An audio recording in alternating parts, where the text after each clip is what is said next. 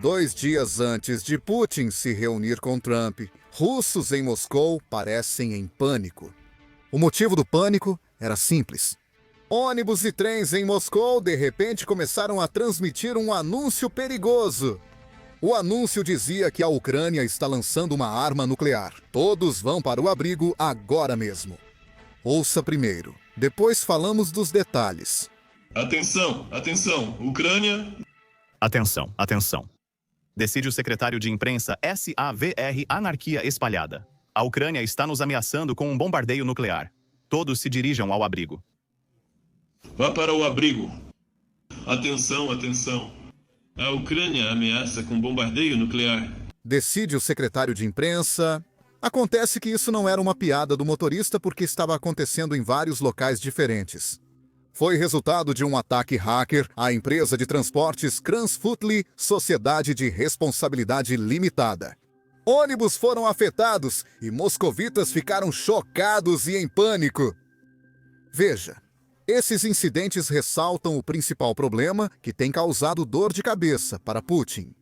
A guerra está chegando à Rússia. Além disso, a guerra alcança as elites de Moscou e São Petersburgo. Para combater isso, ele faz o que a Rússia sempre fez: mais censura. Na Rússia, chamadas via WhatsApp e Telegram serão proibidas, relatam os meios de comunicação russos. Afirmam que é para combater o terrorismo. Lembro que o Telegram é uma empresa russa, mas seu fundador fugiu do país por se recusar a atender ao pedido do governo russo de identificar os usuários. Ele queria proteger a liberdade de expressão, mesmo na Rússia, e foi por isso que ele teve que deixar o país. Agora a empresa dele também deve sair do país. Além disso, como lembram, relatamos há poucas semanas que a maioria da Rússia ficou sem internet móvel nos últimos meses. Putin não quer que as informações circulem livremente. E a melhor maneira de impedir isso é, simplesmente, impedir que as pessoas consigam acessar a internet. Agora ele tenta repetir isso na Crimeia, ocupada pelos russos.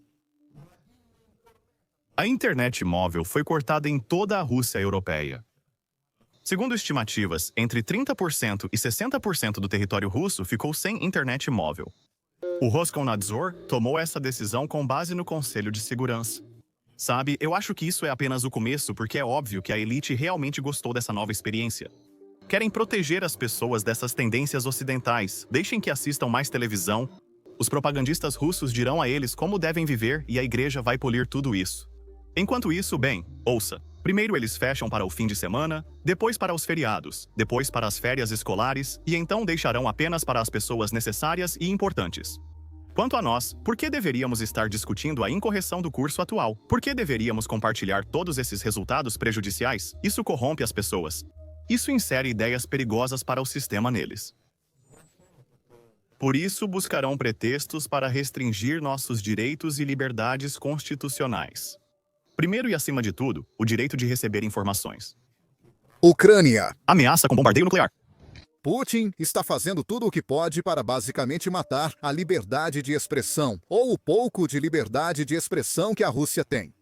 Enquanto isso, temos jornalistas fracassados como Tucker Carlson aqui que estão tentando argumentar que a Rússia é o último país do mundo que está tentando proteger os valores ocidentais. Isso só mostra como a propaganda russa é forte. E, de fato, nos últimos dias, à medida que nos aproximamos da reunião do presidente Trump e Putin, a propaganda russa aumentou um nível. Não sou só eu que percebo isso. Muitos também notaram em plataformas ocidentais. Amigos, percebi um aumento de bots e trolls aqui nos últimos dias. O motivo é claro. A propaganda russa está investindo muitos recursos no espaço da informação esta semana porque as apostas são altas. Há muitas especulações, opiniões e manipulações na mídia nesta semana. Manter a cabeça fria hoje é difícil, mas essencial. E isso não está acontecendo apenas no Twitter. Notamos isso no YouTube, assim como outros YouTubers. Preston Stewart cria ótimos conteúdos sobre geopolítica mundial. E aqui está a sua opinião. Os blogueiros russos de leite estão calados, mas os bots continuam ativos. Não vejo esse volume de trolls e bots no YouTube há meses. Aqui estão comentários falsos que a Rússia publicou com inteligência artificial e bots. Isso também ocorreu em outros vídeos. Por isso, seu apoio é mais importante do que nunca. Se puder, curta e se inscreva abaixo. Isso nos ajuda muito no algoritmo e não custa nada. Vamos continuar com a última coletiva de imprensa do presidente Trump, onde ele comentou sobre a reunião com Putin. Quero mostrar alguns clipes para vocês. Antes, o presidente Trump publicou este tweet. Mídia muito injusta está trabalhando na minha reunião com Putin. Sempre mencionando demitidos e pessoas como John Bolton, que disse que Putin já ganhou mesmo se a reunião for nos Estados Unidos da América. O que é isso? Estamos ganhando. Notícias falsas trabalham demais, sem imposto sobre horas extras. Mesmo se eu ganhasse Moscou e Leningrado de graça num acordo com a Rússia, as notícias falsas diriam que foi um mau negócio. Isso significa que Trump está apontando que Moscou não está livre agora? Talvez ele esteja assistindo Business Basics, mas, de qualquer forma, vamos continuar. Agora todos foram pegos. Veja as notícias reais sobre a corrupção deles. São pessoas doentes e desonestas. Provavelmente odeiam o país, mas estamos vencendo em tudo. MAGA. Vou deixar vocês julgarem se Trump está vencendo, mas espero que saiamos à frente nesta cúpula de paz que ocorre em uma base militar dos Estados Unidos da América em Anchorage, Alasca. Mas logo após este tweet, o presidente Trump fez uma coletiva de imprensa e aqui estão algumas respostas interessantes que ele compartilhou relacionadas a esta próxima reunião.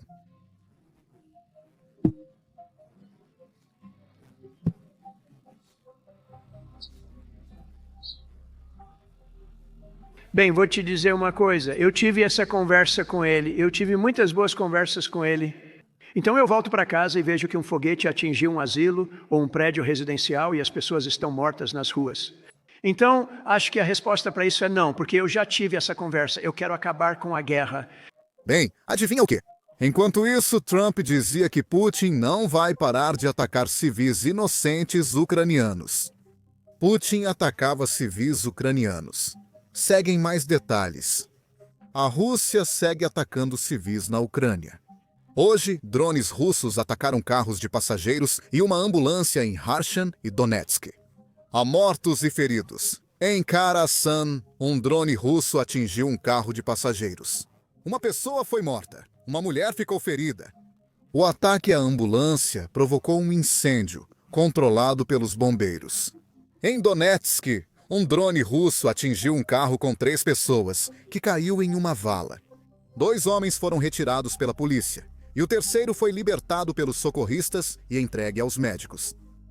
É incrível que até o presidente do país mais poderoso reconheça que Putin comete crime de guerra. Ele reconhece que Putin comete crimes de guerra e não será detido. Mas ainda assim, não há punições. Esta guerra continua. Putin continua a matar pessoas e não há resistência, parece. Isso foi o que o presidente Trump disse ao ser questionado sobre o que faria se Putin decidisse manter a guerra após a reunião. Putin não aceita parar, segundo ele mesmo.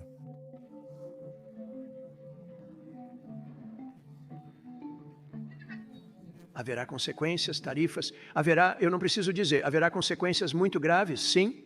Agora, esperamos que desta vez vejamos alguns resultados. Vejamos alguma pressão real sobre a Rússia, em vez de apenas ver datas após datas, prazos após prazos passados. E tudo o que Putin faz é atrasar, e nós aceitamos os atrasos.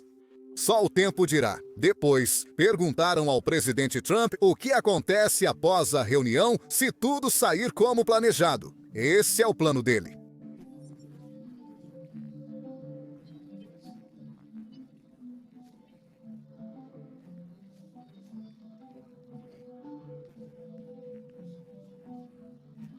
Se eles gostariam de me ter lá, e essa seria uma reunião onde talvez pudesse funcionar absolutamente. A primeira reunião não resolverá isso, mas pode trazer ótimos resultados. Será muito importante. Mas está preparando o terreno para a segunda reunião. Eu acho que a segunda reunião, se a segunda reunião acontecer, pode não haver outra reunião se eu sentir que não é apropriado tê-la, pois não obtive as respostas necessárias, então não faremos outra reunião.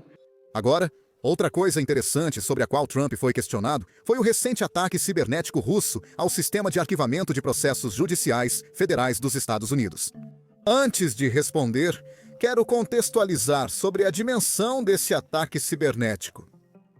Administradores do sistema judicial informaram ao Departamento de Justiça, escrivães e juízes-chefes de tribunais federais que agentes de ameaças cibernéticas sofisticados comprometeram recentemente registros selados. Investigadores apontam que a Rússia tem responsabilidade parcial no recente ataque cibernético aos sistemas de documentos judiciais federais.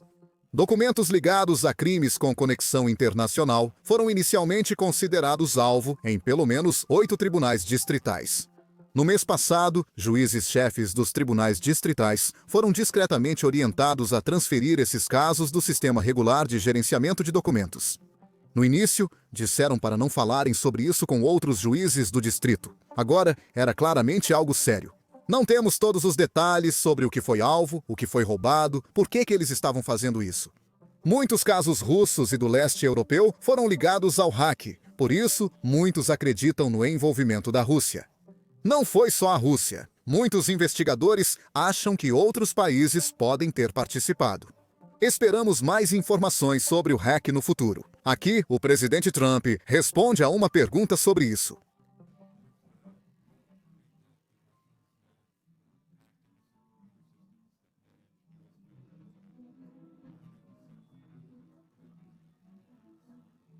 Acho que sim. Surpreso? Eles hackeiam, é o que fazem. Eles são bons, nós também. Na verdade, somos melhores. Mas não, eu ouvi falar sobre isso. Agora, vamos ver se isso é algo que será discutido entre Trump e Putin quando eles se encontrarem na sexta-feira. Um tema certo será a discussão das demandas de ambos os lados. Zelensky e líderes da União Europeia se reuniram hoje por telefone com Trump e esclareceram suas demandas por cessar-fogo ou paz duradoura. E estas são as demandas exatas. Não há conversas sobre terras antes do cessar-fogo. Demanda número 2. Não há alívio das sanções para a Rússia. Demanda 3. Rússia deve pagar cerca de $1 trilhão em indenizações de guerra. Demanda número 4. A Ucrânia se junta à União Europeia ou à OTAN. Bem, mais especificamente, essa demanda se refere a capacidade da Ucrânia de não permitir que a Rússia vete qualquer possível futura inscrição. E por último, a Rússia devolve todos os prisioneiros de guerra e crianças sequestradas. Lembrando, Putin é um criminoso internacionalmente condenado e procurado por sequestrar e vender crianças ucranianas na Rússia. Eles têm um site na Rússia, onde você pode simplesmente comprar crianças ucranianas. Isso mostra o perigo para as crianças sequestradas pela máquina de guerra de Putin. De qualquer forma, aqui estão mais detalhes sobre todas essas demandas. A primeira demanda de Kyiv é um cessar-fogo duradouro antes de qualquer discussão sobre terras. Zelensky afirma que abrir mão de Donbass enfraqueceria defesas importantes e facilitaria o avanço russo para Zaporísia, Dnipro e Kharkiv.